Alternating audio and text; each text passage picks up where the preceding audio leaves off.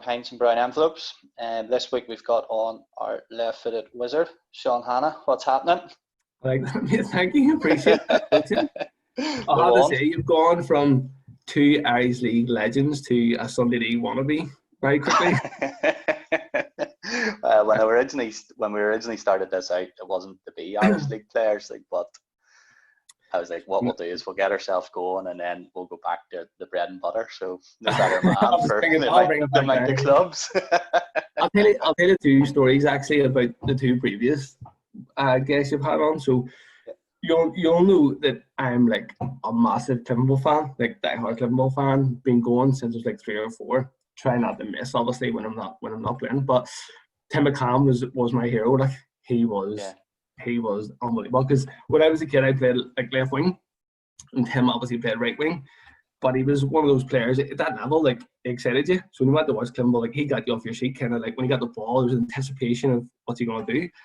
So I was a kid, my mum and dad bought me a goldfish and I called it Tim after Tim McCann, right? I was a kid, like, and this is like obviously when I'm like, what, this is going back like 95, 9 or 10, and then load of years later, like I met him out one day drinking in a club, and I was like, Tim, I have a goldfish named after you. And he goes, what, did you? And I was like, and he goes, is it still living? And I was like, nah, it died like 20 years ago. Like, I was like, he was like, come have a beer. We're having a beer. It was good crack.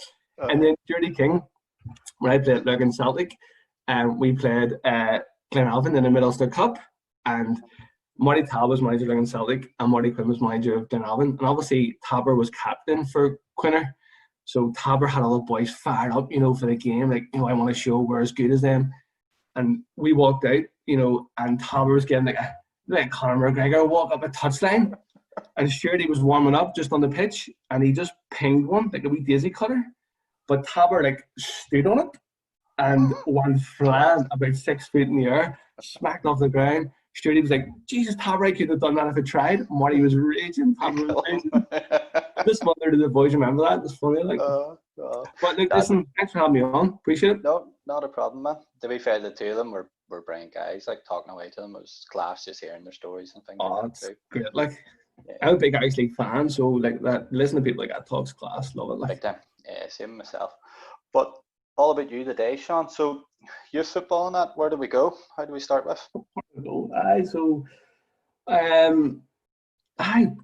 Thinking back then, take a trip down memory lane. Obviously a big football fan when I was a kid, and started off playing the street I grew up in. So I grew up in off Andersonstown, like off Andytown, but the street I grew up in was a lot of really, really good players like that lived on our street. So like from my mum and dad's house, like 2 doors away, Paul McVeigh, that's where he lived and grew up. Okay. Yeah. So obviously it was him and his brothers were really, really good players, but there's a lot of, I grew up with Guy Raff, who's obviously had a good career in the local game. He's won, his medal haul must be huge. Like, Big Joe Rainey plays for Ford. There's like 20, 30 kids. Jared Cross, he lived at the bottom of the street. He played for Celtic. So growing up, you were playing football like all day, every day. I was about 8 or 9 at the time. My dad said to me, like Celtic boys have put like something in the paper. They're looking, a new under 10 team or something. Do you want to go and give it a go? And I was like oblivious to like 11-sided football, playing the street. Went down and started playing there. Yeah, I was East China Woodlands, finicky, and then played in Mollusk down in Connor League. Stayed there till probably I was about 14, and then gassed. Going back then, you're going back, if I can't be going back like 25 years ago, like, coaching's completely different then. Like, it didn't, growing up as a kid, I was a bit quiet and a bit introvert, and I was like a confidence player, and still am, like, but back then, you've been shouted at by coaches for a bad pass, like screamed at, and I would have just froze, and ultimately, Celtic boys were renowned for bringing in people from all over the country, and travelling around, picking boys up in Lurgan, bringing them up. And so the team when I was under 14, like, it was a lot of really good players in that, like some Mark Vernon, Kevin Duff, who went on to play, obviously, DC, Ballymena and stuff. Really good players in that team, and I just couldn't get into it. I just couldn't find a way in. So ended up leaving there, went for a year to Belfast United, and then played there for a year just. And then the school I went to, La Salle, like just off Lenadine, but in Lenadine that's where Oliver Plunkett are from. That's where they hail from. So everyone in my school played for Oliver Plunkett apart from me. So when you went into school, it was always a bit of banter, blah, blah, blah. So it was about time before I kind of made that sort of move over. So under 15, under 16, went to Oliver Plunkett. Loved that. Like, oh, that was brilliant. Like, Jackie Maxwell, who started Plunkett, he lived like around the corner from me. So I knew Jackie like all my life. And he was always like, you need to play for us, you need to play for the black and white. And I never did until I was 15, but loved it. Marty McLaughlin was a manager there. He was brilliant. You know, he really pushed me on as a player. Actually, probably converted me. It was like sort of like best way I can describe myself as a kid was like Robert Perez. I'm not talking about as in quality, absolutely not. I'm talking about just being a wee timid when the going got tough. Didn't really want to know. Could good technical ability when I wanted, but I think Marty kind of sort of pushed me on a wee bit and was like, look, you can do a wee bit more here, you know, and he pushed me inside actually to play in the middle, which I really enjoyed, like, and then sort of developed a wee bit of a football brain then from there, and it kind of pushed on. But yeah, playing for Jackie was great. Like, that's like where I came from, you know, even in school with boys, there's a lot of people like didn't have like father figures growing up or anything, and Jackie was like that for people, you know.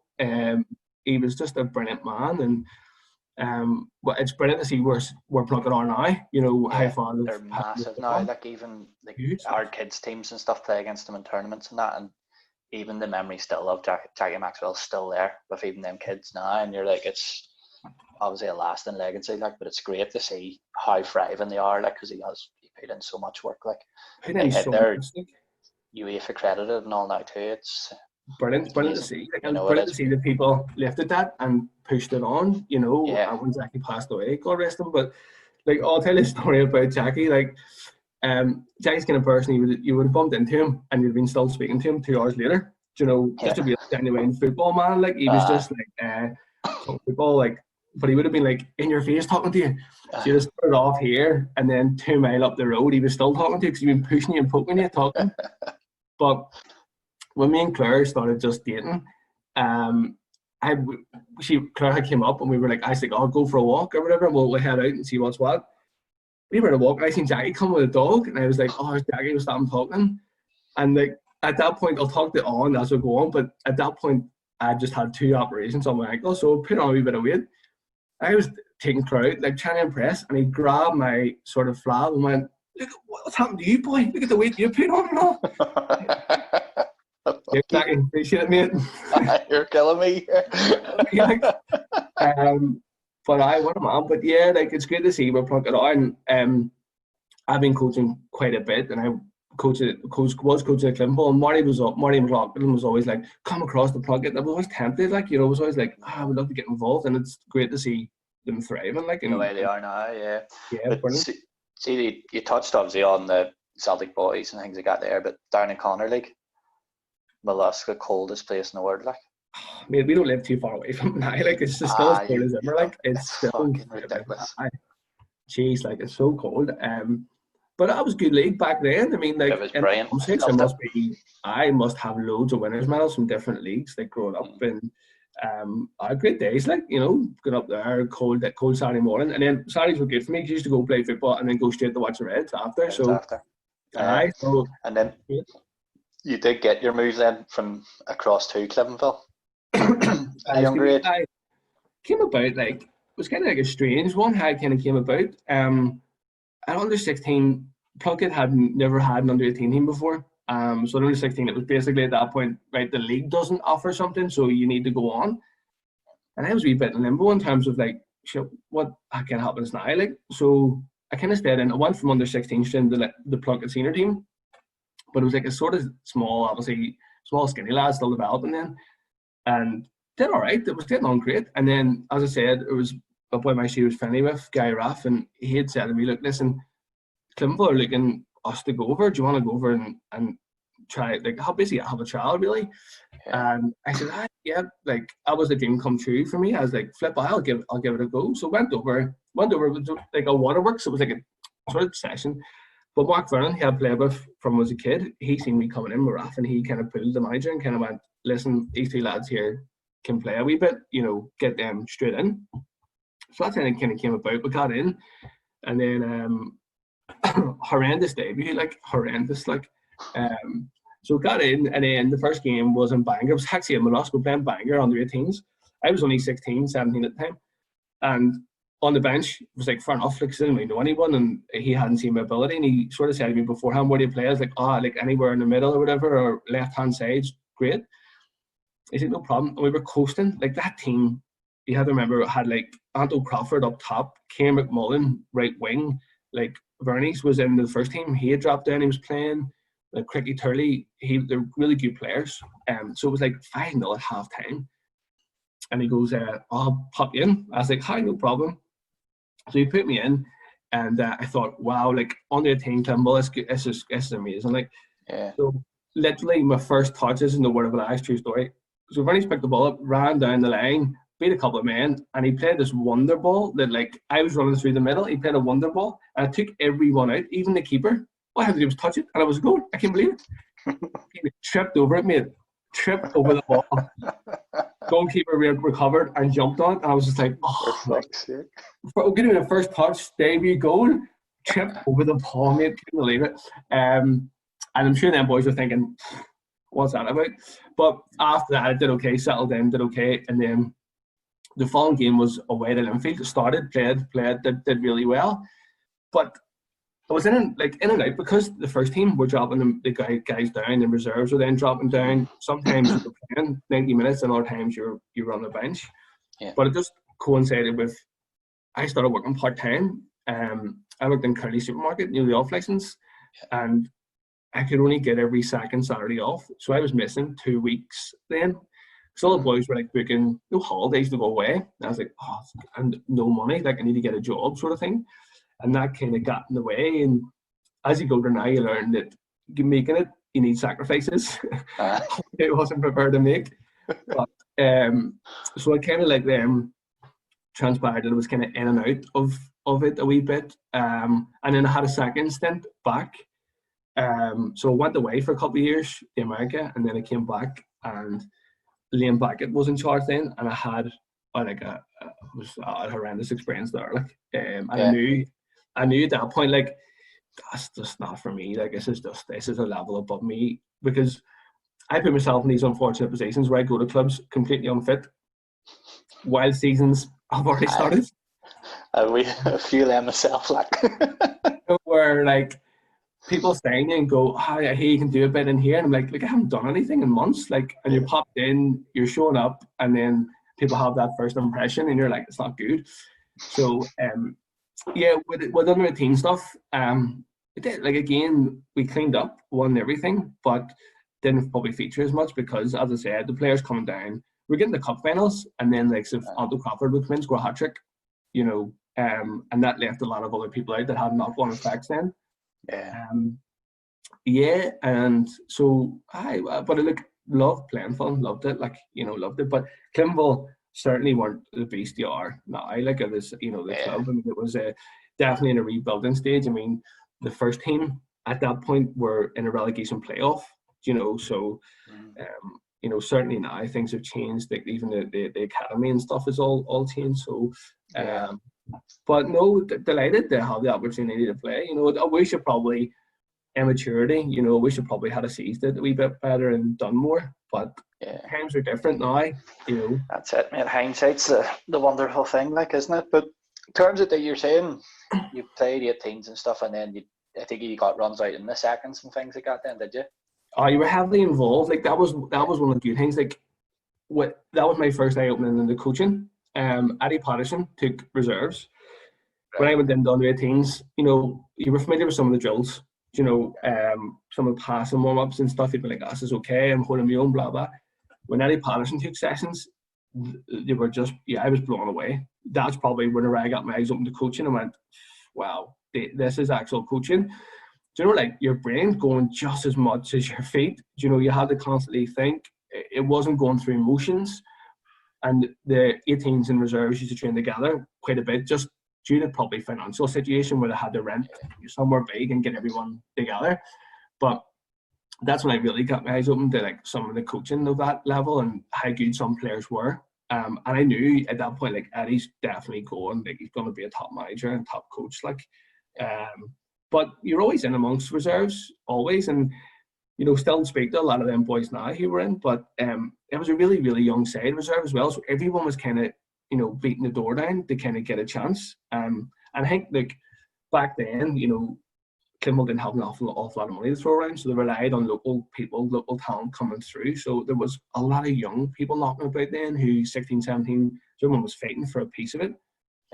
Probably didn't get as much as I would have liked, but to be amongst it was great. And it set me up for a bit of the kind of, I knew I could play at a high enough level. I knew, but early on, like, that Premier level, it is, and people don't see that. Like, it is, like, I hear people now saying, oh, like, if I got fit, I'd play Irish League, and you're going, you wouldn't, you simply wouldn't. Like, it's crazy. People are naive, like, to think that. I'll talk more probably when we get on, but like, I had the opportunity to play against Kimball in 2013. Crumlin played them just before they played Celtic, and that for me was like, whoa, like, just wee simple things like you don't see, like, people, like, players, they got a little pass with instruction. Do you know what I mean? Like, people are passing and then telling them passing to you, like, what to do with the ball 2 steps ahead, and give to him, turn, go right, he'd play him through. Just a level, one touch. I always found it when we played, like, when we were championship and stuff, and you played the Premiership teams in pre-season, the way they demanded the ball was just never scared of it. Like, no matter where it was, they took it. But the way they spoke to each other to get it, you were like, fucking hell. He really wants that. you have to give him that ball. And the things like I found was, as I said earlier, like, I was like a wee bit sort of shy, and if someone had said to me, that's fucking crap, I'd have went, right, I'd have panicked then, and every time I got the ball, I'd panicked on it.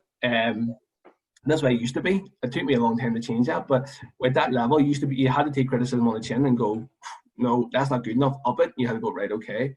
And that's what you seen in training. Like, Patterson would have stopped training and went, that's not at it. Like, you need to be better here. Things like that. So I knew, like, early on. That's like, what makes a good coach, though, isn't it? Though? It is, like, it is. It's the ability to do that and step in, stamp their mark is why he's an Irish League coach and like winner and stuff like that. You know what I mean? Definitely. And it's only when you come to, like, as I say, I was like under 10 or 14 Celtic boys. Like, they were renowned for cleaning up, winning everything going. And the way just I thought the coaching was a wee bit like, we had to win at all costs. You play a bad pass. Like, for me as a coach, like, I've taken kids teams, it's like the fundamentals of basic development, building confidence, building people to play, understand. That wasn't there really then. It was more like when we have, it wasn't a good education of football for me, and that's just a personal thing. But it worked for loads of other boys who had to cross the water. And the guy, like, just on the down, like, just the Down and Connor League in general, like, I played it till under 14, 15, and that was my grounding. Like, I never played my own age group. Always played a year up or 2 years up. And that was your grounding, and then went to the Lisburn League after it with Ballymena. But you never came across what you did in the Down and Connor League anywhere else. Like, there's people physically bullying you before it started, sharing the change room, battering you, things like that. But it just, even now in men's football, you're not intimidated when you're going out to a match now, no matter who you play, because of what happened all them years ago. What happened, definitely does leave you, like. But I always enjoyed it, but there was a wee bit then where it was probably 16, 17, where I've got a wee bit disillusioned a bit probably with it, started to become a bit of a chore as opposed to, a really enjoyable hobby or something I was really into. It got a wee bit like, I just kind of went, this isn't really, I don't know, I just didn't really commit. Commitment was a big thing. Like, I couldn't obviously drive 16, 17. You travel to North Belfast, you're having people giving you lifts and, parents picking us up and giving us lifts and stuff, and if you was car shared, and first team players dropping you home from training who didn't know anything about you and giving you lifts and stuff, and it was just like, I got a wee bit sort of, I just kind of drifted off a wee bit, and then I kind of stopped playing. But I got, like, met some great lads out of it and still keep in touch with some and stuff up with something. You're saying as well then you got an opportunity to go to basically America then for Yeah. You must have been one of like the first ones over here that was doing the sort of scholarship end of it. Like, so you're older than me, it would have been unheard of. Like. Hi, there was a boy. What kind of happened was there was a guy. I left school. 16. I went to Biffy, Belfast Met now, and did a BTEC certificate in sport and exercise science. And there was a guy on the course, Connor Dawson. He had played for Glentoran. He was in Glentoran reserve time. It was smashing player, Dawson, and he got a scholarship to Rio, University of Rio. I think it was in Ohio. And he was just like to me, oh, like it's dead easy to get, like no problem, like get you sort of blah blah. And I was kind of going, don't know, like Yeah. I don't know. I was like, oh, I don't really know if I want that. I was like only 16, 17, and he went like just before he was 18 actually, and he's still there now. But there's like a lot of hidden things in the contract. So you hear someone saying to you like, oh, it's like 100% scholarship. It's not necessarily 100%. So what happens is they basically have in the contract that you need to pay a small percentage, but it works out about $5,000 a year. Like, my parents folks don't have $5,000 a year to go here, blah blah. But they're saying like, because the college fees over there are probably $50,000 a year can be up to. Yeah. And they're like, we cover it, but they don't actually cover it. What they do is they have a family sponsor you. So, and there's like a hidden cost that you have to contribute, which they don't really tell that. So what kind of happened was there was a tutor in Belfast Met at the time, John Bustard. I think he's in UU now as a lecturer, but he'd been over and done it. And he had sort of worked for this organisation called Challenger Sports, which is like a soccer camp ultimately. Yeah, but he said to me, look, go over and spend time over there. His friend was a fellow, David Rush from Glengoyne, he's vice president of the company. Like it's huge, like it's massive. It's in every state in America and stuff. It's massive. He said, go and spend time with Rushy, and he'll sort you out. He'll point in the right direction. But when I got over there, he kind of sat me down and went, what is it you want to do? Is it education? And I was kind of like, no, I just get away. And he goes, well, he says, look, coach for me and play for me. He had a team there. And he was like, just play for me. I'll pay you. And I was like, right, well, how's this work? And he says, well, look, you coach for me, because when I went there, like football, soccer was like a first generation sport. So, coaches wanted coached. If you were doing what he called coaching clinics. So you were like, you were taking like 15 coaches and coaching them sessions, and then they were taking it back and doing it with their own teams. And like that's what I was brought over to kind of do. But then I played for him there. But like they put us up in a place called Barrington, which was like glorified student halls. We got paid like $300. We got our food paid for, our accommodation, and we had car rental. So the $300 a week was just drinking, doing whatever. So you're only really committed to doing training from 5 to 8 in the evening, and then playing on a Saturday or Sunday, wherever way the fixtures fell, and then doing some coaching throughout the week. But like used to just like the apartment block we stayed on was like, I was living the dream, mate. Like there was like a flat roof. So you just, go out in the beer, then the next day go up, land the rooftop, sun, great, and then love go to life. The beach. And I just turned 18, 19, and I stayed there till I was 20, whenever you can drink when you're 21. Came home before my first birthday. Which is like obviously fake IDs and stuff, but it was a brilliant experience. Like I met my best friend now, like Al McCluskey, like we lived together. So in the apartment I had was a guy from, I was Northern Ireland, so a guy from Scotland, a guy from Wales. Yeah. So the four of us lived together. Majority of the team was made up of people from Portugal, so like Portuguese or Brazilian. So we just had our own little banter, if you like. And then Rushy always threw his work with coaching. And then in the summertime, when the league kind of broke because it was so warm, used to take sort of periods of breaks. Then we used to go off and do sort of coaching. We went up to Canada and just coached. You could take kids, like you just take like state winning teams. It was great. Like it was brilliant experience. Like definitely a brilliant experience. And like I met so many friends, so many people, like literally all over the world. Like So one of the things I was going to say to you is like, I'm surprised from earlier you're saying like as a kid you were timid and stuff like that there, because I know from playing with you you're everything but. I was like, how did the Americans deal with angry Hannah or running about? But if you're quiet, maybe they didn't get a scalp or two. Do you know what? Like it was just one of those ones where you just knew you had an opportunity. You know, like it's if everyone's been to America, it's just like it's a class place. You know, it's brilliant. Like and people are so nice. Like because like soccer, football was so kind of free. It wasn't people's first chosen sport. So kids grow up, they speak baseball or American football, and it's like soccer's like a nice luxury add-on. So people are always nice and wanted to know more about it and wanted to, you know, it was just a really nice atmosphere to be in. And even playing, what I found though in terms of standard, technical ability probably wasn't there for players, but the fitness was incredible. Like I couldn't. It was the heat. Like you couldn't handle the heat. Like see at the beginning, you're just like, I can't do this. Like, and I have like fur skins, you know, roasted. Like there was a wee Costa Rica woman used to live across the road from me, and she was like, "You Irish boy, you burn." He gave me a factor 100. It was like cement. Not very pure way playing football, but in terms of standard, like so people always say what was like the leagues we played in was like back then it was like 1 and then 2 leagues down from MLS. So you'd be going, well, that's decent, like, decent. Yeah. But it wasn't really. I mean, they're still getting crowds of hundreds of people, but standard wise, you'd be okay. You know, it was just fitness because those boys have been into all sorts of sports, like, and the culture's different. You know, although beer over there is all like light beer, people don't really drink an awful lot. You know, I was out every night.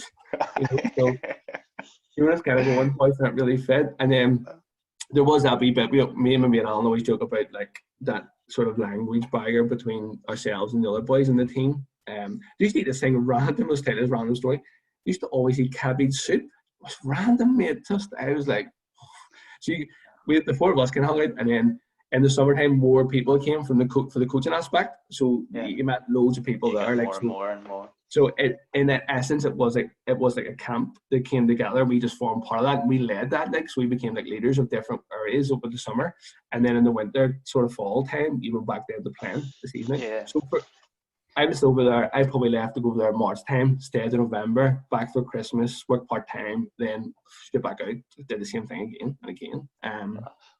And probably came home because when you're out there, you just kind of go, oh, this is class. Like, how to get a green card and stay. And then you look at all the entry criteria to get a green card, and you're just going, like, you know, education, qualifications, you know, job history.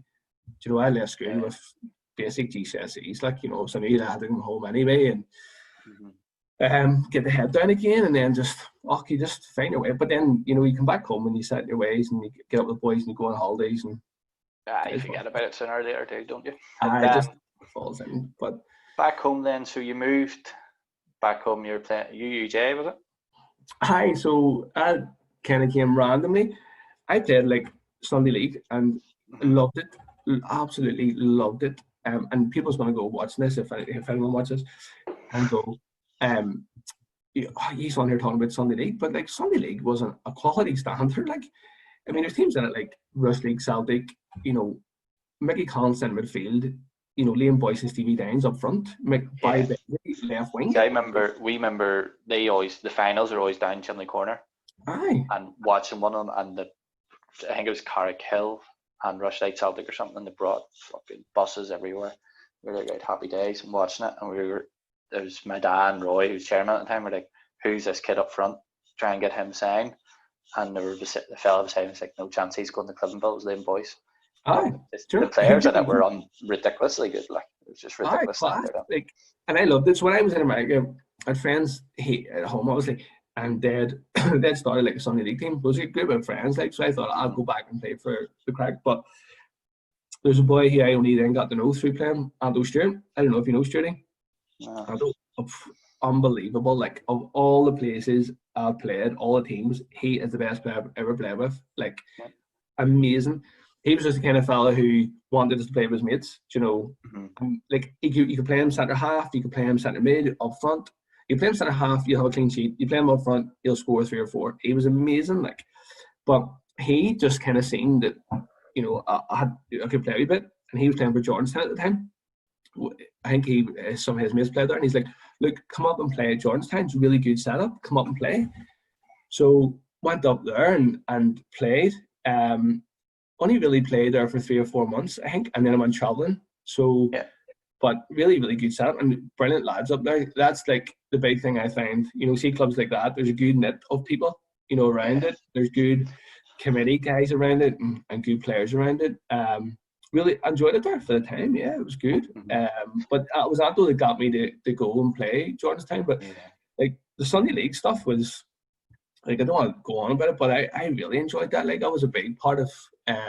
We ended up. I played for a team called Atletico, and we ended up winning the league, which is some brilliant nights out there. Like some of them, but even the team I played in, like you'd Kieran Dock, obviously won the league with Cliftonville numerous times. Like he played left wing. Brendan Agnew, right wing, Anto Stewart was playing, Kenny up top, really, really good team, like, and holding their own. Playing against, like, every other team had Irish League players in it. So it was a really good standard. So enjoyed that. Probably played at Sunday League probably for a good 10 years, like, and I really enjoyed it. And people have a perception of, it's a dirty league and no football played there. It's not like that. That's just boys who really like football. Just you want to keep playing. Stick together and play both Saturday and Sunday. Aye, and that's a guy. What you find is when you went out and you played against someone who was playing Irish League, their mates, they were just playing with their mates on a Sunday. Yeah. So they had maybe, 3 or 4 brilliant players, and then a couple of lads who just there for the crack and the banter, and maybe some people worked the Saturday and preferred playing a Sunday. But I really enjoyed that. That was massive. And do you know what? Playing Sunday leagues probably got me some opportunities down the line where people remember you. It sparked your move to Lurgan Celtic, maybe, did it? Aye, like a few Belfast ones went from there. The amount of times like you would have came off and even referees would have said, like, who do you play for on a Saturday? And you'd be like, oh, nobody, or I'm not at the minute. They'd be like, here, come play for us. Or the amount of times I've seen that happen, they not even just to me, but to other people. Like, even every time Kieran Dock played when he was like 16, 17. And he was at that time on the books of Sunderland. And all these boys were like, oh, who play for on a Saturday, kid? You can't play for us. And we were like, nice. But no, really, really enjoyed that. And then obviously just touched on it, like Lurgan Celtic. So that I came about. Cut a long story short, whenever I was with Cliftonville, so in between that, I went back to Cliftonville again. This is a funny story. So I came back one time from America, and I went back to doing the course. I was doing it at Biffy, but in my first year, it was a 2-year course. The first year, there wasn't any footballers in the course really. The second year, the two courses amalgamated, and then Nathan McConnell was in my class then, and Jamie Tumblety. So we used to go play 5-a-side and stuff in after like classes, and Nathan kept saying to me, "Flip, you're good. Like, you could maybe play, And I said, like, I'm actually still signed for Cliftonville, but he was at Distillery at the time. I think he was, or he had just moved to Cliftonville from Distillery. He had moved over, and he kept going on me, you need to come back, you need to get back at it. And I was like, I'm really bothered. And one of my best friends, Brendan Lynch, he's still involved, and his dad, God rest him, Benny, was physio for a long time, so he's always like, get in the Cliftonville, get back at it. And I was like, no, But Nathan kept going on, and Liam Backett took over, and he said, look, Liam Backett loves young lads, he'll give anyone a chance. So I went, right, okay, no problem. Hadn't done any training. Went into, I think one night's training, and they were like, are you available to play tomorrow night? So it was like a Wednesday night, and they're playing Glentoran at home in a reserve game. I was still signed, so I was like, yeah. And I don't know if the first had just played or they were playing, but there was no first team drop down. So I was like straight in, pelted in. Straight in, left back, and then played the game. At half-time, I didn't know Liam Backett was there. I didn't really know much about Liam Backett. Half-time, he comes in, takes over the team talk, and he's like, who's the number 3? And I went, at me. And he goes, if you're not booked within the next 5 minutes, don't come back. And I went, what? I was like, what? And then he went, don't come back. You're too nice. Like, you're being too nice. You get in his face. Unknown to me, Liam Backett was a left back, and a hard-hitting left back. So he was probably looking at me going, what? Like, I always tried to read the game and be clever on the ball. Yeah. And he was probably going, roll him. Yeah. So the funny story off the back of it is, to go into the second half, game kicks off, the wee right winger picks it up. I'm literally running after him trying to boot him. And he's just running away, and I'm booting him. Boot him twice, and the referee just called me over and goes, what are you doing? I just went, trying to get booked here. And all the other boys are just pissing themselves laughing because they knew what I was doing. Because I had to try and get better. I was like, for God's sake. So, but he was great. Liam was great in terms of man management. Like he was brilliant. Like, you know, in terms of he had a rebuilding job in his hands, so he had to get everyone on side and bring all the players in, and that was good. But I didn't again stick it that long. That was work. I definitely couldn't play. Just had work and stuff, and I was studying and that, and then I ended up that was whenever the America thing really kicked off, and then went back, and then but it was good. Like it was good that, you know, to do that. It was, you'd be involved in those sessions. But back to Lurgan Celtic, how that happened was Jared Crossley was playing, and he used to pick me up then. So I got really friendly with Jared Crossley. So he lived like down the street from where my mum lived. So he would pick me up, brought me to training, dropped me home games. So kind of came familiar with him, and then Haber didn't really know me from Climble time, but what happened was he was saying Jared Crossley then for Lurgan Celtic, and he said basically there was a time before that actually. Jared had went to Larne with Haber, and I came back from America in 2006, and we literally arrived back and went to Tenerife. We're friends. I was in Tenerife, and this phone number kept phoning me. I was like, I don't even know who that is. And then I got a text from my sister to say, Marty Tab's on the phone looking you. I was like, right, okay. So went back, and then when I got home, Marty had phoned. He says, "Oh, look, I've taken over at Larne. Can you come down and play?" And I was like, no way, like championship, no chance, like. And I said, no, like I can't, whatever. Fobbed it off, didn't. And then a couple of months later, he got the job at Lurgan Celtic, and Jared Crossley again had said, "Phone Sean, I'll pick him up, I'll get him down." And then that's how I kind of signed then there. Didn't really know Tabber, like it was nothing to do with knowing him from Cliftonville. So people always know he was from Cliftonville, and he never really knew me until like whenever I first met him, he was like, "Oh, I recognise your face," but it was just Crossley just kind of went, "Look, Sean can do a job at this level. Come on down." So what were they, Championship 2 or Championship 1? Championship 2, yeah. 2. They were 2 down.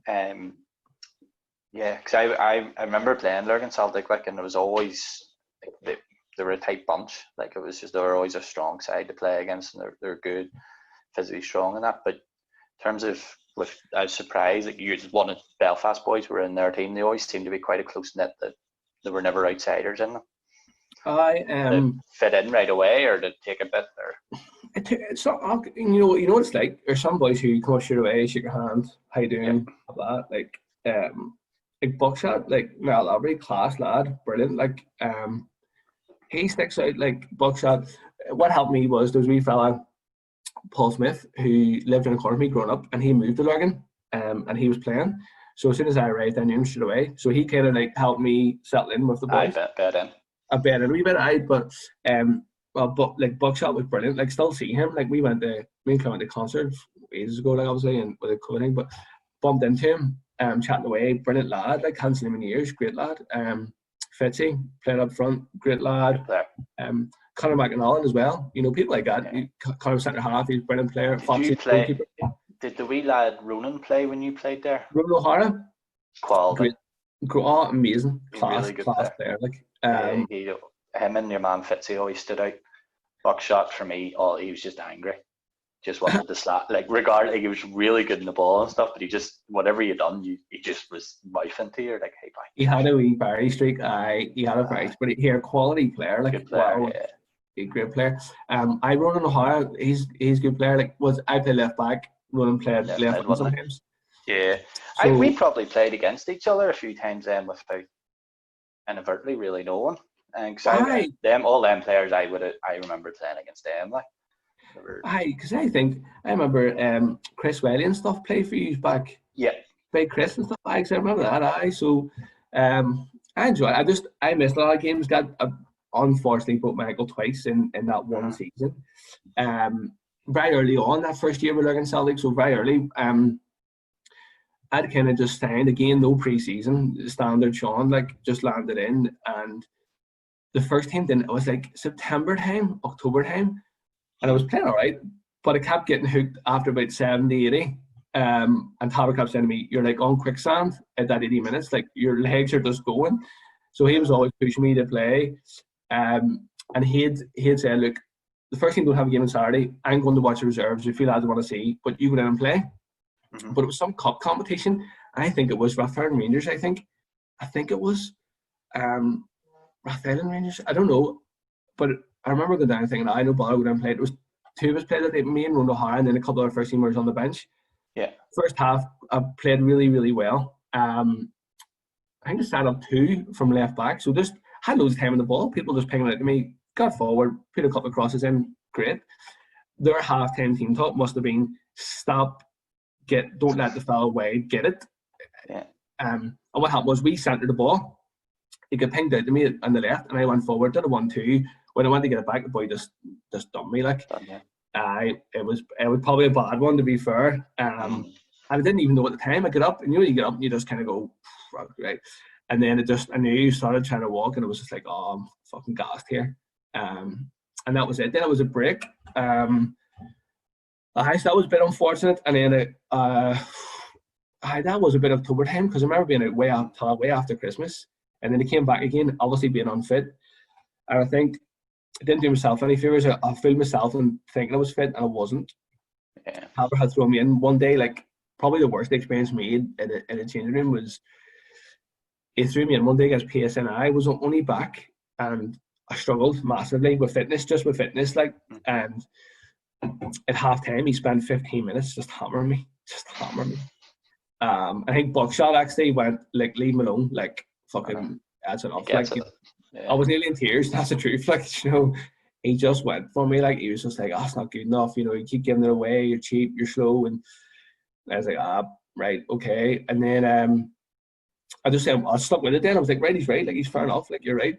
I went out actually and had a really good 20 minutes. Like I thought, right, I need to really put everything I've got. He just said to me, give me 20 minutes and then you can come off. And I was like, right. So, and then I kept then dropping down, playing reserves, coming back.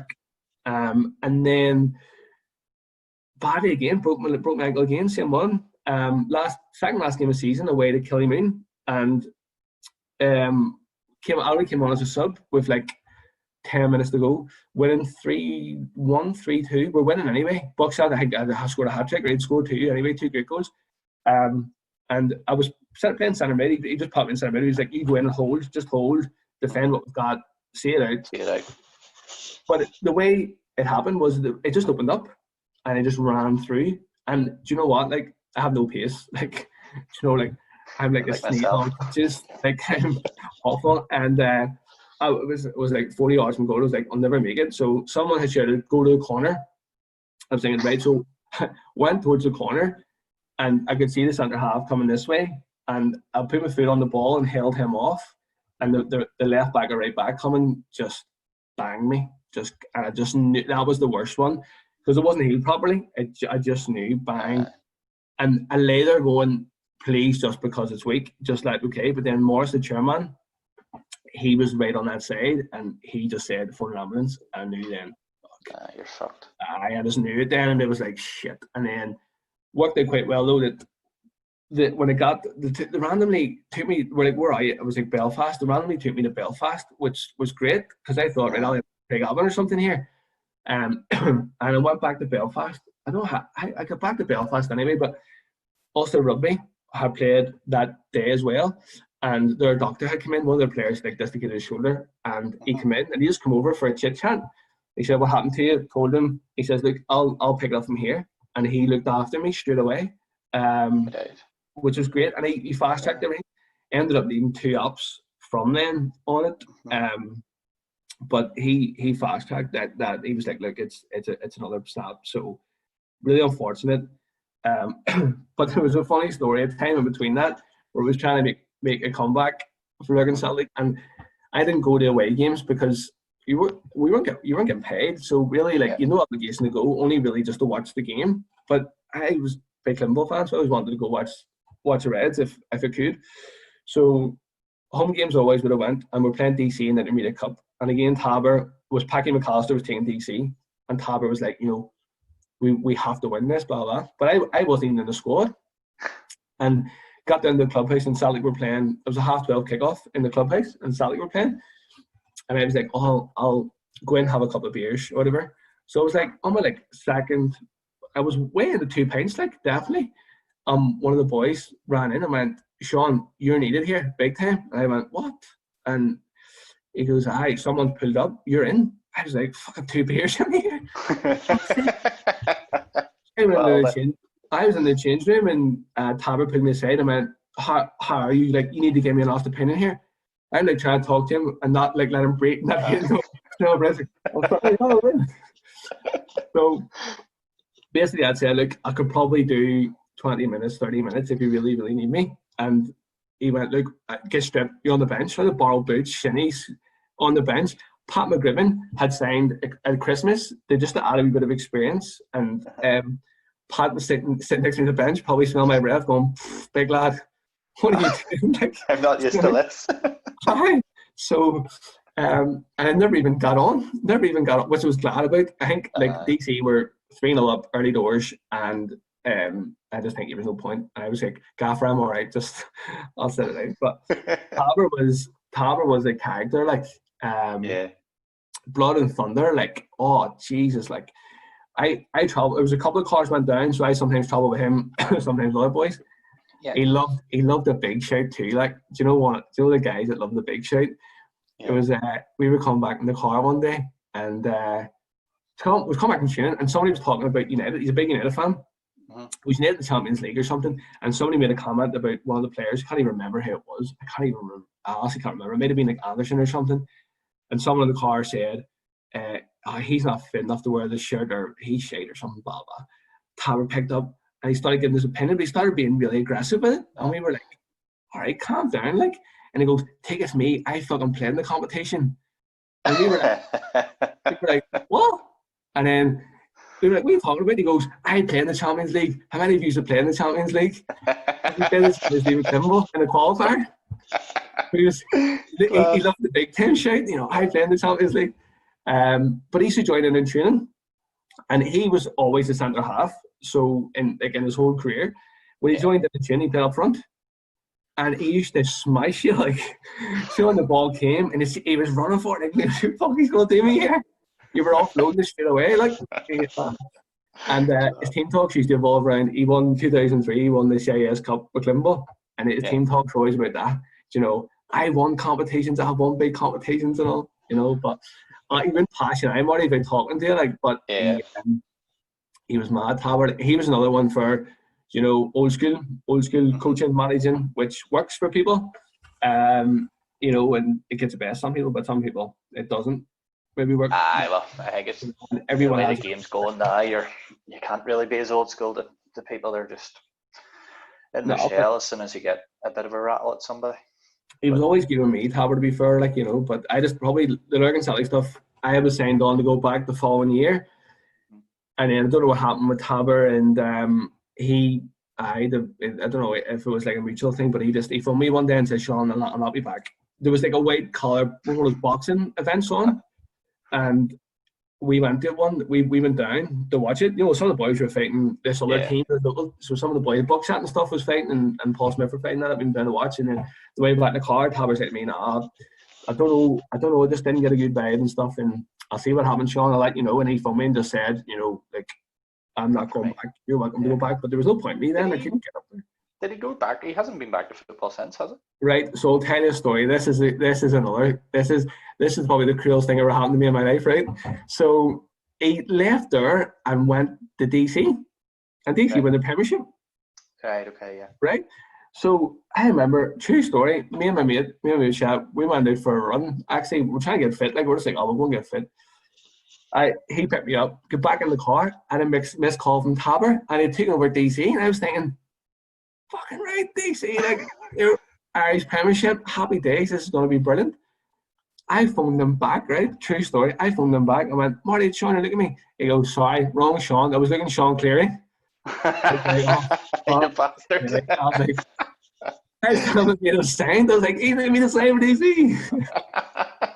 Nah, he answered me going, sorry, Sean, I was looking at Sean Cleary. I was like, all right, no sweat. See you later. I thought that. I was like, so I was a nightmare there. Okay, and that was probably 2000.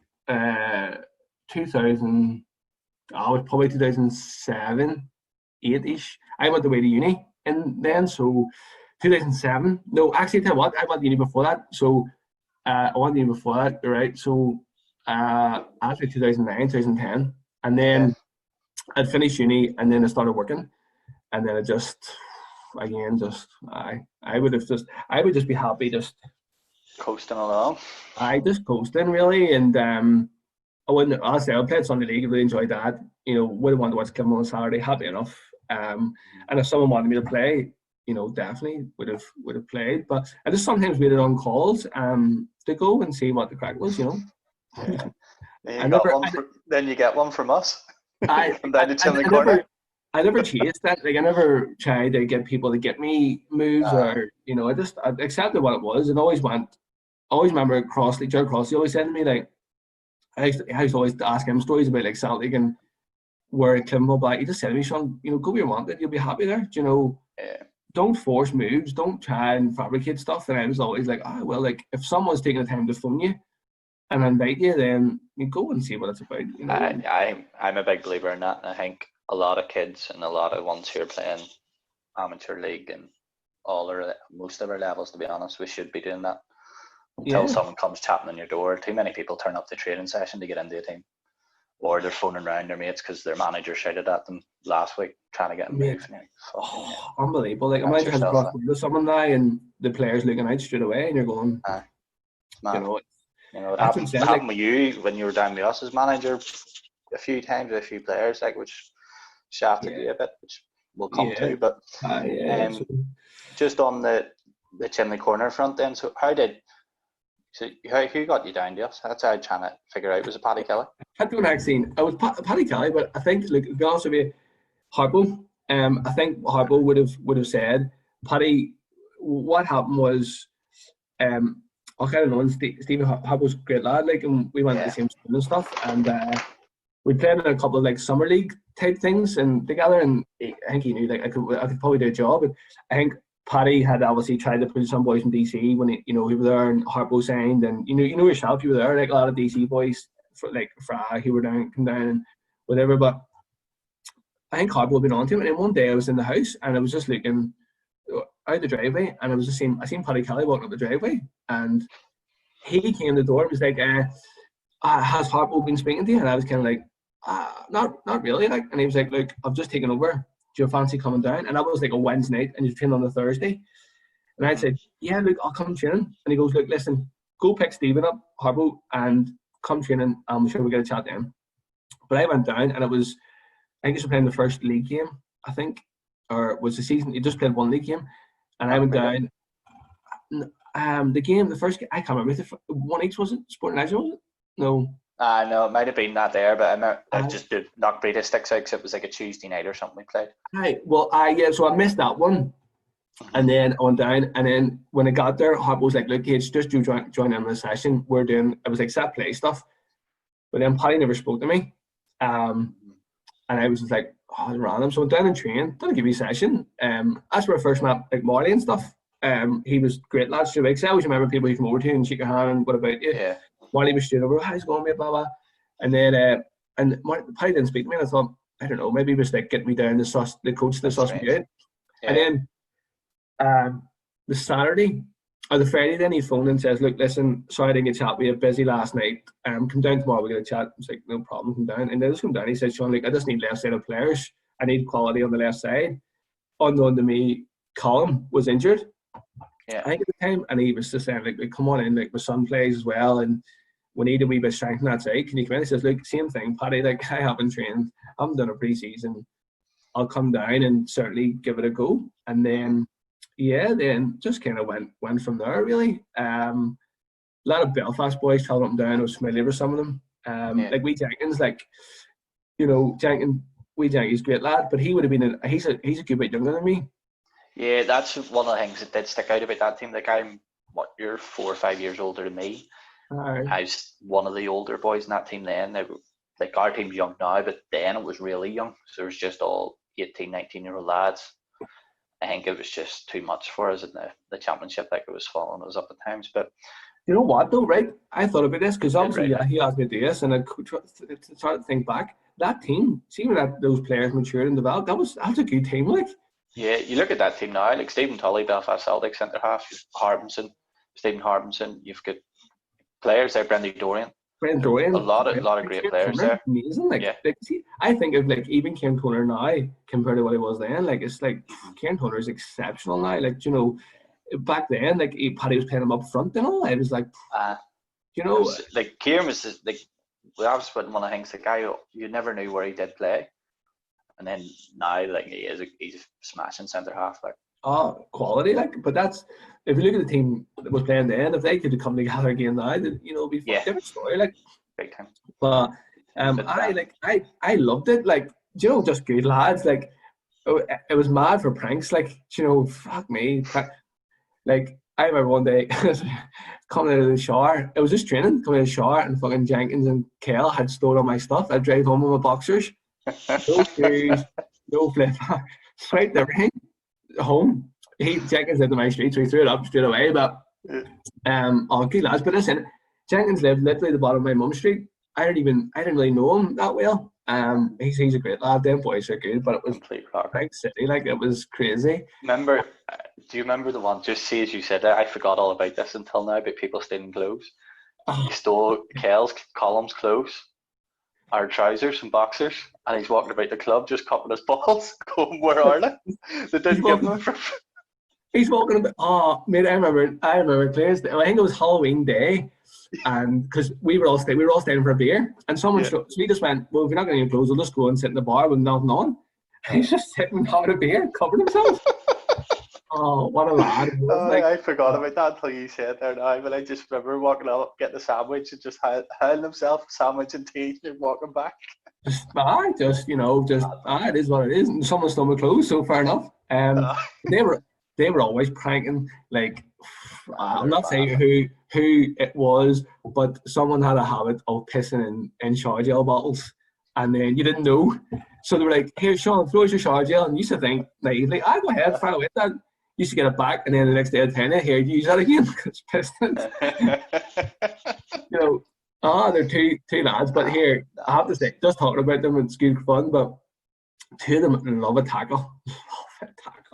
Oh my God. Colin Kelly would smash a double-decker bus. Like, I know. He hit like to this day. £5 note too. Oh, man. And he fucking dirty wee bastard.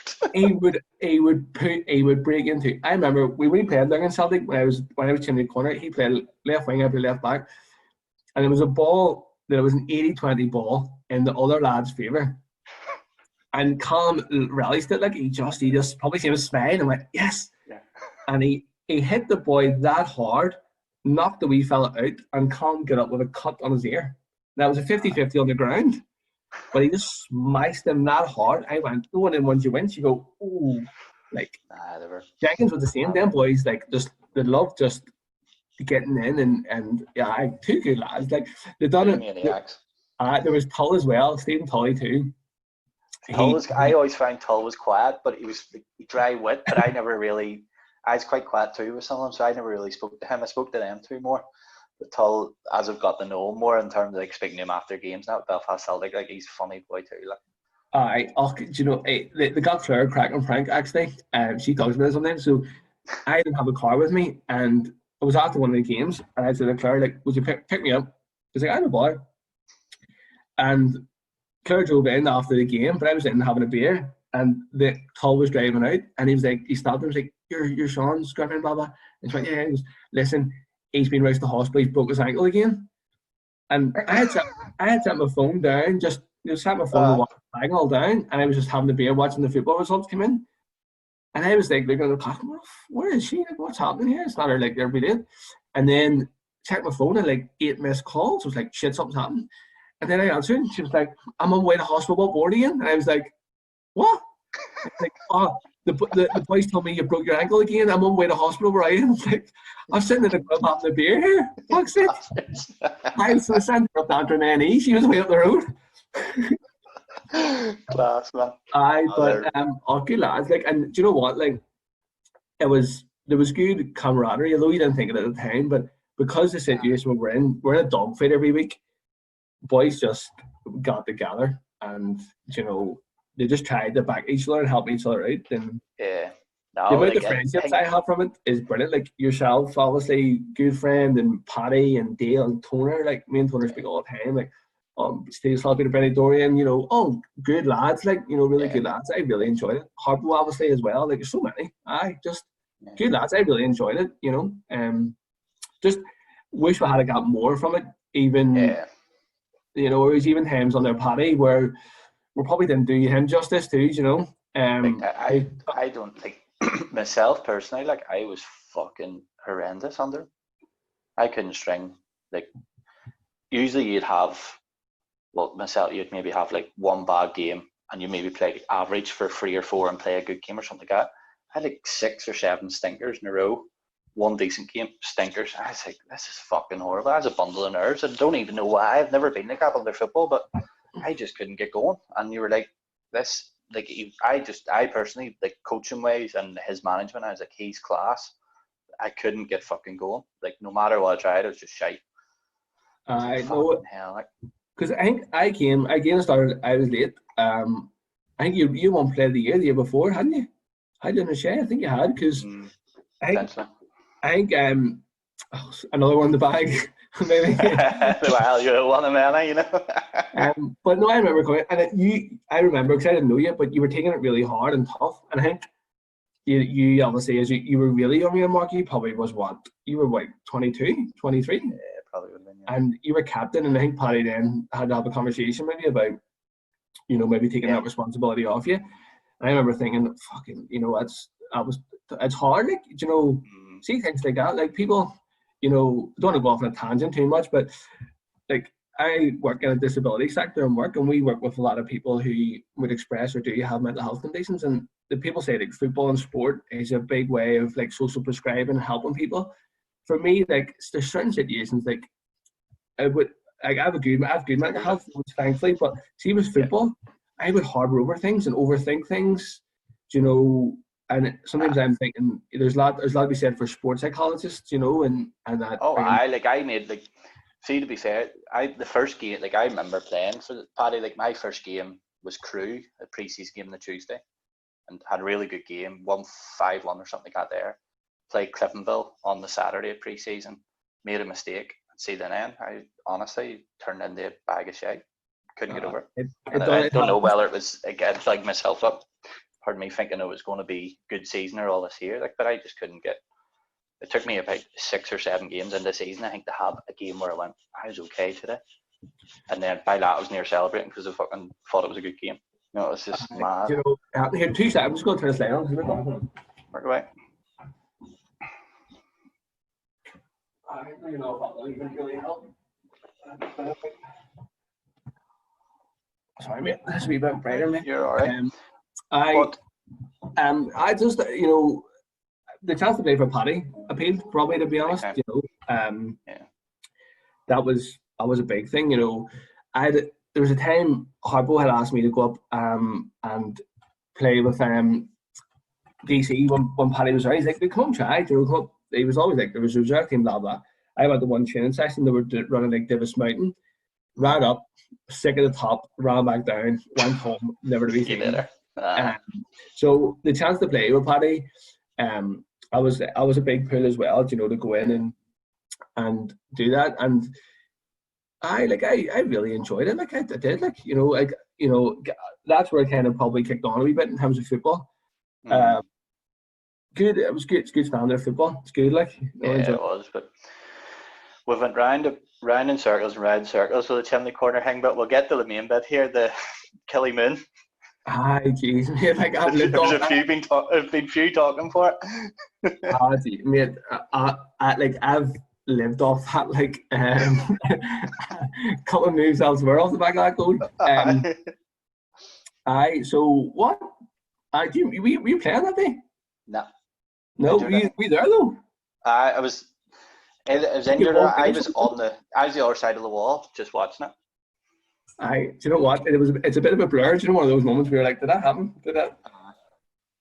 Excuse me. What happened was, I was playing left back. That was the game where they were above us in the league and we were above them, and it was who's going to get relegated or what's going to happen. And it was a tight game. It was feisty. The wee fella playing left wing, he gassed. He blew up about 60 minutes, and Paddy said to me, "Sean, go to the left wing till I get subs ready." So So in the left wing, I was getting a bit of joy. I thought, fuck, I'm enjoying this left wing. We're getting that. We were the better team there on the day as well. And then what I noticed though when I was getting forward was the goalkeeper was miles off his line. He was miles off his line, and someone went down injured. I think it would have been that fella playing left back, and then Arnie McKay said to me, he's like, keeper's way off his line. And I went, I was thinking that. I was like, I was thinking that in my head there. And then what happened was we made a sub, and Paddy goes right, Sean back in the left back, and I went, right, okay, no problem, fair enough. And it was probably, I think it was the 86th minute or something, because as soon as it happened, it was later than that. Aye. Around the last couple of minutes. What happened? Just their goalkeeper, he kind of, it was in his hands too. He kicked it out. He kind of shanked it a wee bit, and one of their boys kind of half flicked it on, and I was on the halfway line, and I just seen it. Do you know when you just see it? You just go, that is just sitting lovely. I'm having a go at this. Aye, and do you know what? It was one of the ones where it just instinct just ran onto it and just caught it lovely. And I thought it overcooked it. I thought, geez, that's like over the wall. And it dropped in, but it was so far away, I didn't tell what was in. Do you know, it was like, did I go over or in? And I just went, is it in? I'll take it. And then everyone went mad, like, you know. And then, like, seen it in the newspaper, and then it said, the defender cleared his lines with a mighty up and under. Fucking nothing wasn't up and under there. Right, I'm not bang. It was on, like, our old pitch as well. Like, we've brought the pitch in recently, but it's some going from halfway line to lax. Many of boys done tried to do a crossbar challenge, and they're only hitting the 18-yard box. It was one of them ones. You know, like when you played at that championship level, they play with the proper footballs. So it was just it just felt nice, and I just caught it really, really sweet. And I remember Chad jumped on me, and he was like, "You have just shanked a worldie sort of thing." I was good, like, and even still I bump into people are like, I remember that goal, Jesus. And to be fair, not many people know us, but I've done it before. I did it before playing Sunday League as well. Did it off a free kick, goalkeeper wasn't watching, just pinged it. That was probably the only thing I had was a decent left foot. Like I could hit a ball, like the wand. if football was played standing still, like, or walking, I would excel just by passes. It's when we have to start running and stuff, that's where it gets tough. We're both in bother for that. Go ahead. So in terms of, we'll move a wee bit on from Chimney Corner itself then. So a couple of other moves before coming back to us, but Crumlin United, I think you mentioned it already, getting to play Cliftonville. Yeah. So what happened? The high left corner was gutted, like I was gutted at left, but just very quickly, so I don't want to take up too much time. Paddy had, there was a thing happened in it, and it's kind of a regret, not a regret. Paddy left just before Christmas. Yeah. And he texted a message to say, "Oh, look, lads, personal commitments, I've got to leave." And then I sent him a text back saying, "Look, Paddy, sorry to hear that, blah, blah." He phoned me, and he goes, "Don't worry, Sean, I've looked after you. You'll be fine." But I thought he meant, I've told the next manager that you're okay to stay and we'll get ready in January.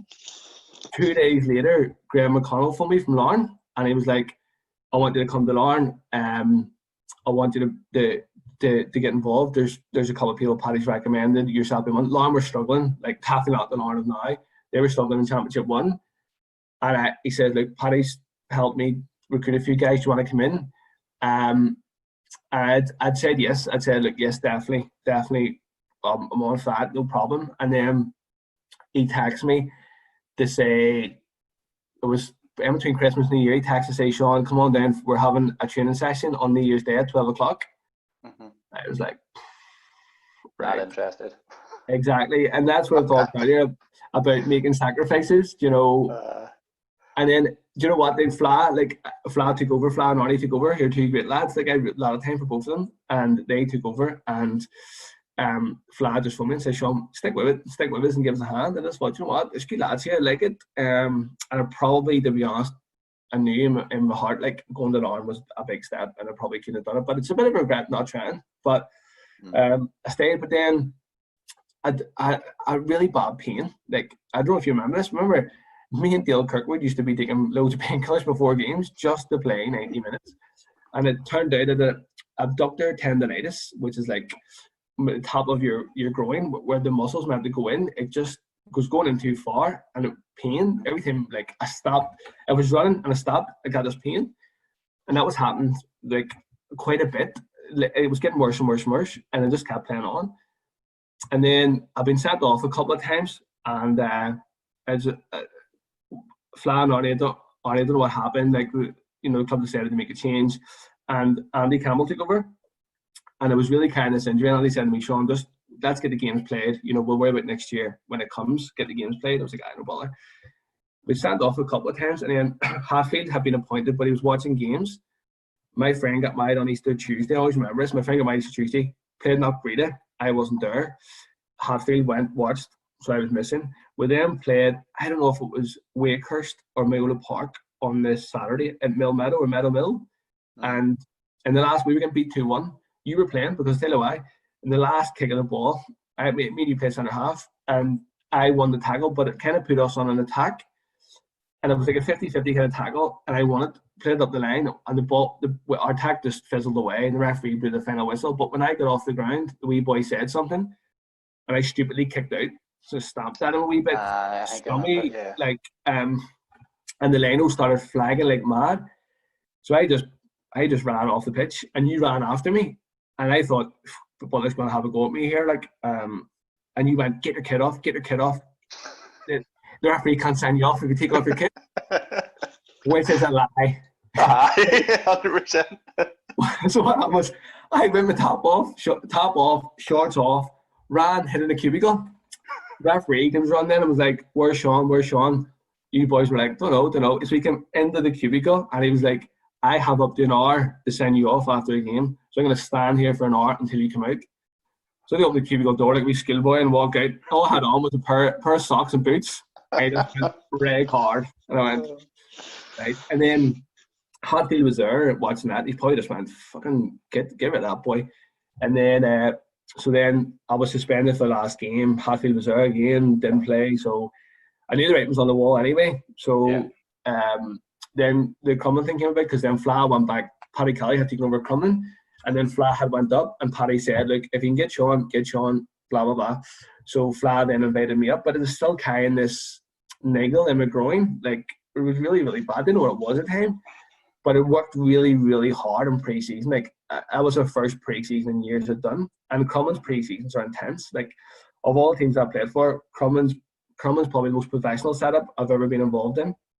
So you go in, your first session in pre-season, the double session, so that you go in, you know, do a workout, you get your lunch, and then you go back out another workout. You have a 6-week program. Every training session is in there, so you can see exactly on Tuesday night what you're working on, Thursday night what you're working on, the games. You got to see the sessions you're not turning up on. So you can go working that thing. So, fuck, I would have loved that. There was a lot of work, but people were really, really. There was a lot of work. When they used to have the Glen and Crumlin, we had to run, and you were timed, so it's like a mad run. Like, it obviously, like, there's two sides to it. Goes up like a mountain. And at the top of it, Paddy Kelly and the coach used to stand and time you. So they run like, there was like a figure 8, and everyone was being timed. So they ran as fast as they could. I was flying, like, but every time I stopped running, this pain kept happening. And I was like, fuck, what is that? My leg had swollen up really bad, but the first pre-season game was against Cliftonville, and I was like, I have to play in that. Like, it's the closest thing I'm going to get the playing on the same pitch as those lads. Like, yeah. So played the first half of that game. We went 1-0 down straight away. Ball, literally, play back centre half. He went to control it, missed it. Boise just took it off and scored. I was like, holy shit. Like, 2 seconds later, it's a true story. 2 seconds later, we centred the ball, play it back to me, and Ian Brownlee's played, and he's lightning. And I just seen him run, and I knew Mark Smith had underestimated him. It was Mark Smith, I think it might have been Skinnell. I just thought he'll never reach that. I just pinged one over the top, and he's straight in behind and scored one each. And I thought, that's a good start for me, because that was literally in the first 5 minutes. It was one each. And I was thinking, freaking hell, that's a really good start for me to settle in the game. Yeah. And I was up against Kieran Caldwell, Tull. And, like, fucking hell, like, that boy can kick. Like, his legs are just huge. And he was just bombing, like, fuck. And I was like, oh. So every time he ran, I was able to an extent to keep up with him. But see, as soon as see when he cut back inside, I couldn't because my leg, I couldn't stop and turn again. So he used to running me down the line, and then he's like cross turning and coming back inside, and he made me look like a fucking idiot. Like, and I knew in my heart though, I was kind of thinking I was doing okay. A couple of times got him back, we took it off him and blah blah. And I was enjoying it. Coming off at half time, Benny Lynch grabbed me, the physio, and he said, "Fucking hell, Todd's giving you a hard time out there." And he was joking about my jag. And I went, "Benny, it's my groin." And I pulled my shorts down and went, "This fucking," he goes, "Sean, that's a hernia." Yeah. And I went, "What?" It was all big, like a big bubble had sorted out. And I was like, he goes, "You have a hernia. You need to come off now." And I came in the Kel, Paddy there, and went, "Paddy, listen, something's on my leg." And actually he goes, "Fuck's sake, Sean." He goes, "Get a shower. You're not going back out." And I was kind of like, okay, fair enough. And then I spoke to Benny after the game, and he said, "Sean, you get that checked out. That's serious. Like, it can be really serious." So went to the doctors, got a couple of tests, went for an MRI, and it wasn't a hernia. Turned out it wasn't a hernia. It was this abductor tendonitis thing that I was talking about. And then Benny, to be fair, like, God rest him, like, he done loads for me over the years. He really tried to get me back, but I couldn't. I just couldn't get back. And then a friend of a friend is Johnny Cummings, who's Glentoran physio, and he was doing fitness stuff with me, like out running. And he was saying to me, "Sean, if you played for Glentoran, I'd have you back in 3 weeks." I couldn't get rid of the pain. It just wouldn't go away. And I basically lost the season. I lost a good 6 months anyway. And by that time, teams have settled, and it's hard to get in. And then I came back towards the very end, March time, and got a couple of games because the season was dwindled in end. And that was it.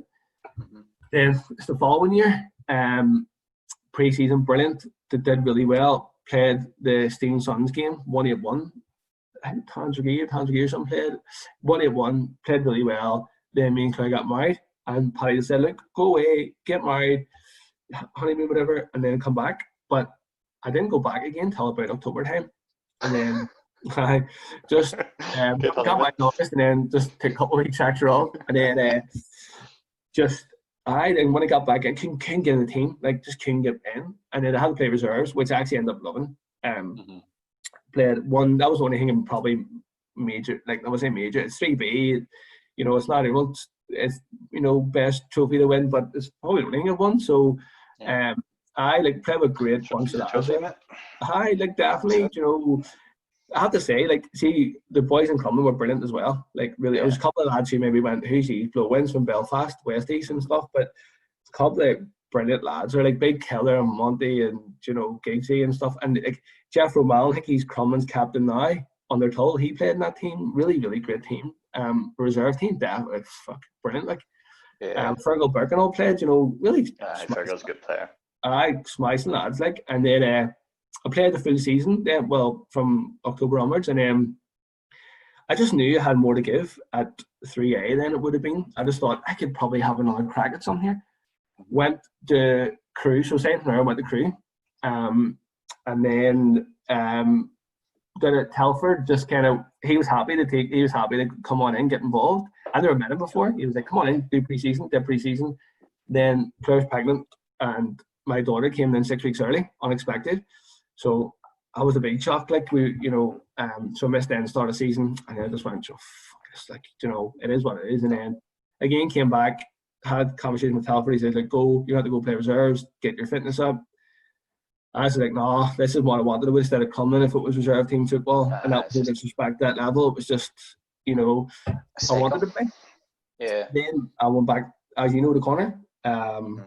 Under Martin, and again enjoyed it. Like, I didn't really probably play that much time. I got back, and there wasn't an awful lot of games left. I think at that. Oh, you came in the January, because I remember I signed you basically in the fucking car park of Chimney Corner Hotel. We met the car park. I met there on the way home, but it was maybe about 6 or 7 games left or something. I think that was it. But Sophia Farm, you scored 2 on your debut, and I remember Martin look at the outside of the boot, but the keeper going to get back. But Martin was like, "Oh, here, he'll do it." I was like, but he's not bad. I liked him. Martin enjoyed it. Like, it took him back. It was a bit apprehensive about that level in terms of I didn't know any of the teams, so I was like, "What's this going to be?" But it's really competitive, like, some really good teams in there. At that time, that was 2016 or something. So, played there. And then, do you remember the last game of the season, the second last game of the season against Newtown? Do you remember that tackle with the boy? So I broke my foot and he broke his leg. Yeah. Crazy. I always remember, I was like, it wasn't a malicious tackle. I tried to run down the left and the goalkeeper got there first. Actually, he ran and picked the ball at the edge of the box. He threw it over my head and the right back took a massive heavy touch and it just led into 50-50 and we both just drove at it. And I knew I hurt myself. I was like, fuck me, that really hurt. And you just grabbed me and went, don't go down. And I was like, I'm not going down. And then half time I was like, I'm fucked here. I'm some physio, like. You were like, don't go down. And I was like, right. And then half time, I did this stupid mistake of taking my boot off, but it was, I remember you, once you took the boot off, sitting in the change room and just went. It was my right foot as well, which it's just normally like swinging a big driver. So that was kind of run that season out. And then the second season, that was when I kind of started managing them, sort of that's it. That second move spell. On to now, like, we'll not go too massively into depth of it because, in terms of the managing, because it'd be another day for another story. Because there's plenty of them, but it's you were building up towards management in terms of you've done a lot of work in America and stuff like that. You got your B license. You were doing a bit of graft. So it's not off that it wasn't of a surprise that you were applying for a manager's job. But was it just in terms of when you took it? Do you think you were ready, or was it more of I'll give this a bash here, or what? Ready? No. Like,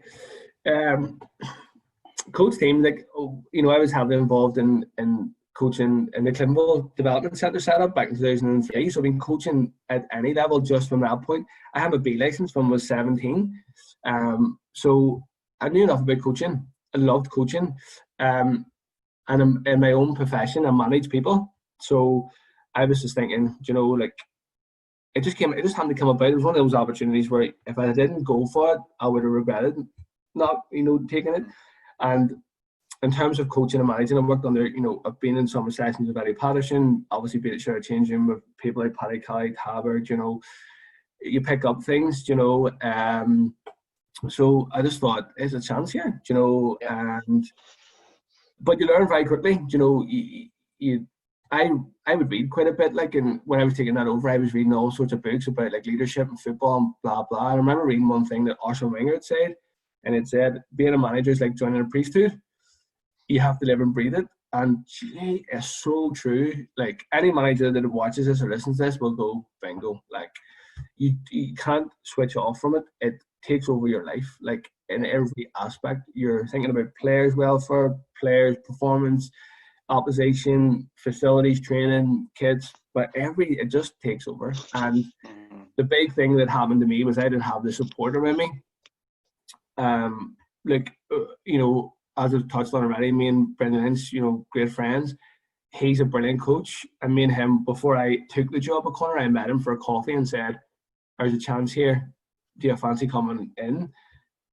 We kind of had a chat. He kind of provisionally sort of went, I'll look at it, definitely. But Cliftonville got wind of that, and then they did everything they could to keep him, and rightly so. So we kind of went in on my own a wee bit with a few people around. But you need a team. You need a team you can trust. You need a team who can share a bit of the load with. I didn't have that, and that's what ultimately probably killed me. And I was only 30 when I took the job, so young. The people that I knew were still playing, and prizing players away from other clubs is hard. What people don't see is that I didn't have a budget at Chimney Corner. People just assume at that level, you're axing out £100 a week. It wasn't there, and the club was definitely in a rebuilding and evolving stage, and that was the agreement that I took it on, and they were going to put their confidence in me if I could kind of kick on with it. And what happened. Like, I tried my best, and it was tough. Like, as a player's perspective, I think it was, you had trusted a lot of these boys that on their word they're coming in, and then they just basically, once they found out there was no pound there was nothing what they were expecting, then it was like, oh no, I'll string you along. I strung you along too long. Like, that was And do you know what? Like, I'm loyal. Like, I would never, if I was to give someone my word, you know, I would do it. And the amount of times that people done that to me was crazy. Like, you know, just even the things like all the managers listening go, he's so true. Like, I phoned the boy. I'll not say he is. I'll phone the boy, and he didn't play for Crumlin, but he was from Crumlin. And someone had told me, like, this boy's looking at a club. So I phoned him, great player, and I says, look, Joe's want to come down and sign, you know, blah blah. I'll pick you up. I'll go through, come and pick you up, get you to the training, get the games. He says, no, I'm going to sign for Downstown. They're giving me a tenner a week. And I went, what? A tenner? And he goes, aye, they're giving me a tenner a week. And I says, right, how you getting up? And he says, well, I'm driving. I says, well, from Crumlin, that's like, what, a 30-mile round trip? Like, you know, but it's the concept of young lads. He was only a kid, like, he's only like 18, 19, but he was going, I'm getting paid. Like, someone's giving me money to play. And I was just like, frig me. Like, do you know, that's what I'm up against here. Do you know, praising people away from things like that. And people tell you, Sean, you get that job, I'll sign for you in the morning. And they don't do it. Like I was one of the boys who played like maybe 2B, 2C amateur league, who were mid-table, and you know, I thought you're a smashing player, I'll play against you, and they were maybe going, no, like I've decided I'll stay with mates, you know. And I was like, right, that's fair enough. And that was my big feeling, was not being able to attract good enough players, you know. Like I was doing my mind, mate. Like you know, without going on, like I had someone like. In work we can, you know, you're able to see like demographics of areas, and you know, I was getting people to check how many people aged 18 to 30 live in Antrim. Male. Where that's why I was going to me, Sean, there's nearly 6,000. I was like, where are they? Where the fuck are they all? Do you know what I mean? But I have to say, like, look, people play a lot of Saturday morning football, and great, brilliant. And there's a lot of teams in Antrim who do. There's a lot of competition for players, you know, at that level. But big regret. It's not working. Big regret, you know. But I would do it all again. Definitely, like, you know. Tough school, but in terms of, do you any highlights from you doing it, or what stick out?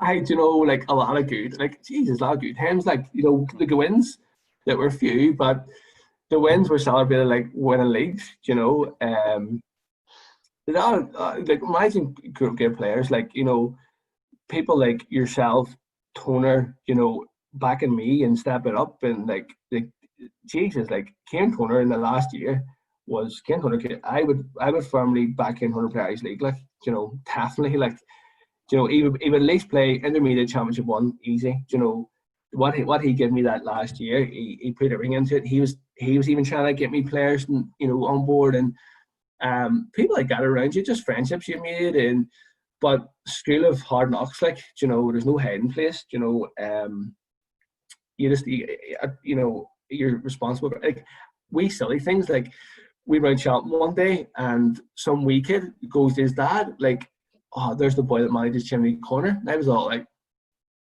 and his dad goes, oh, well, he's not doing a very good job, is he? And I was like, I was fit to be tied. I was grabbing me back and all. And I was like, what the fuck are you talking about him? You have no idea, you think? You know, I, you know, my loyal to it, you know, put everything into it. But ultimately just didn't have, I needed people around me, and I didn't have that. But highlights, just the wins, obviously, and trying to build something and being responsible, like, you know, for things was big, you know. I wish I had have flourished a bit better, but you know, nice Stevie's in, and great, you know, hopefully it keeps moving. You know, Kings has put another spin on it, and hopefully it keeps spinning and going. And like, I love the place, like, love it. Love just one of the clubs you go to. You've always been in Chimney Corner, but you go to other clubs and you just kind of go, okay. But you go to a club, you just kind of fall for it. You're just like, I love this place. It's great. You know, people around it. I don't know. I really enjoyed it. You know, I don't know. I can't really sort of put that into words, but it was a big honor. You know, I was really happy and privileged to get the opportunity. It probably put me off doing it again, if I'm honest. And that's true. Like, people don't know this, but the arrangement was, you know, me and Dom spoke by early at Christmas that year, and we'd arranged that I would, you know, mutually, it was time for me to go. And I said, look, I'll see the year out, no problem. probably around the time I left, I had 3 offers straight away to go straight back. One was like a high-profile club in the same league, but it was the same terms, no players, no budget, and I just thought, no, like that stressed me. People phoning me at 2 a.m, steaming, going, "Sean, I'll not be there tomorrow." I went in after work and got blocked, and they're going, "Dead on me," you know. Wouldn't do it again. Kids football, like the wee man's, obviously he's won now, so we'd like maybe to get involved in that again and see where kind of he goes and stuff. But coaching, if somebody phoned me now, for example, you got a job and your phone says you want to do coaching, yes, that would tempt me. Coaching I love coaching, taking sessions, putting sessions on. The management stuff at football level, don't know. It's a tough gig. Our level is a tough gig for management. Like you're dealing with like a lot more than football. Like, oh, jeez, like, you know, and it's not even about, you know, because people have it in terms of coaching and managing, but it's not like amateur league. Even, you know, see the money getting banded about teams can attract all sorts of players, and you know, other teams can't. Like Lurgan Celtic was talked about, like, you know, they're not even running last season. You know, they had to fold because they couldn't compete with other teams. You know. And that's what you're up against. You have to be real as well. You know, I wanted to come in and try and win a trophy or two, and we were close, like the semi-final of one of the cups, but that's the closest we could get with no budget. You know, and there's teams here, like, you know, pumping loads of money in and maybe didn't get the results they wanted this season, for example. So, no, that's it. Like the league itself, you see the standard in the league's increasing every year since the first year we went into it. Like it's a good league now. It's basically championship, the old championship 2. It definitely is. Definitely. Even the days of like the St James's Swifts and stuff, you know, the players playing in there, like, I mean, they're for 10 years now, but, you know, they're in that league, and the players in there are incredible. Like Catney, Steve O'Neill, even like Sean Pat and Eugene Gallagher, you know. Marty Murray. Do you know what I mean? Like, ridiculous. Brilliant. But for me, I went back playing this year. That was the big pool. To keep sort of challenging yourself against those players, you know, you know, facing those type of players. I like the challenge. I want to see where I fared up against, you know, maybe he's one of those guys, or, you know, so that was a pool to go back into. Yeah. We'll wrap up in a wee minute or two, but there's a few things just jotted down in terms for managing. How do you keep Kieran Turner on a pitch? Oh, what a guy. Do you know what? Like, Kieran was another one who loved to tackle. Great fella. Like, he's a bit like me in terms of like Jack on a Hay. Like, Kieran off the pitch is a lovely fella. Yeah. But on it, he'll kick all the park, like, but he does it in such a sneaky way. He's so clever. Like, he's so clever. I played beside him that whole year, and every so often all you heard was you're turning around and he's like motionless that nothing happened. And you're like, you dirty wee bastard. He is. Like, there was one time Ando Philpott obviously played for us. Yeah. And Ando had left and went back to Brantwood, and Brantwood was like the second last game of the season or something. And Ando come on as a sub. And I just seen you looking at Turner, and both of us just went, and I was like, and I shouted on, Kieran, leave him alone. Like, I like Ando, he's a nice kid, leave him alone. Kieran put him over the fucking wall. And then I shouted on, Kieran, what are you doing? And he goes, oh, I thought you were just saying, like, leave him alone. I was like, oh, I actually meant leave him alone, because I knew you would kill him. Like, but he wasn't sent off more. It's unbelievable. Like, from memory, I think he told the referee, it's getting dark. I couldn't see him. That was his excuse for fucking milling the fella. So, but what a player, like, great player. Yeah.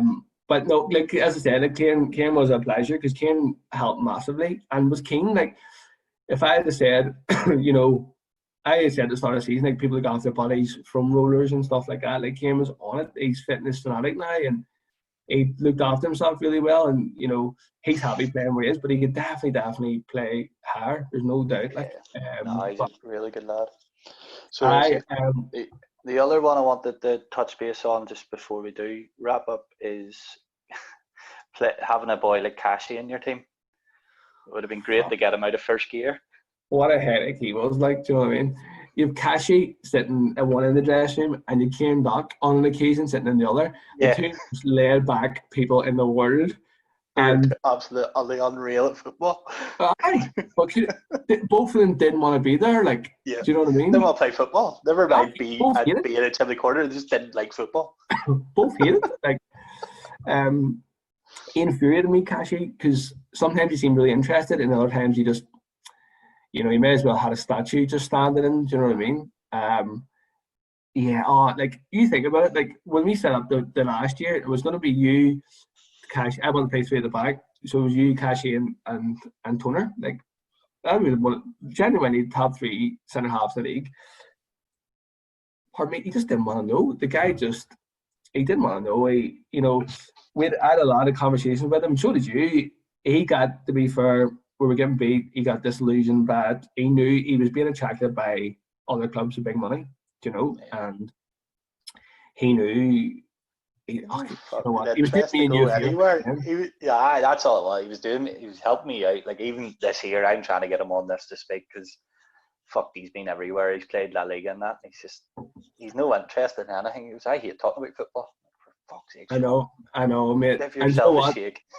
I know. Here, he would never do this, mate. He wouldn't speak more than 5 minutes to you, like. Do you know what I mean? No, that's it. But what a player. He uses out him, but what a player. But he obviously left at Christmas time too, and that was big boy to fill. Do you know the random thing was? We lost a lot of boys at Christmas, and we ended up winning games after people left.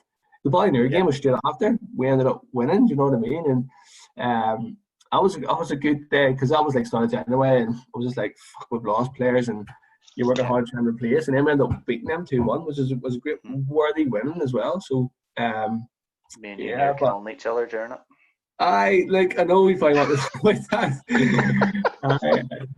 I'm notorious playing. I played obviously at that point. I was notorious for us putting it up the line, like and then for some reason I looked up and tried to pass it in the middle. I don't know why. And then you bit my head up. I bit back.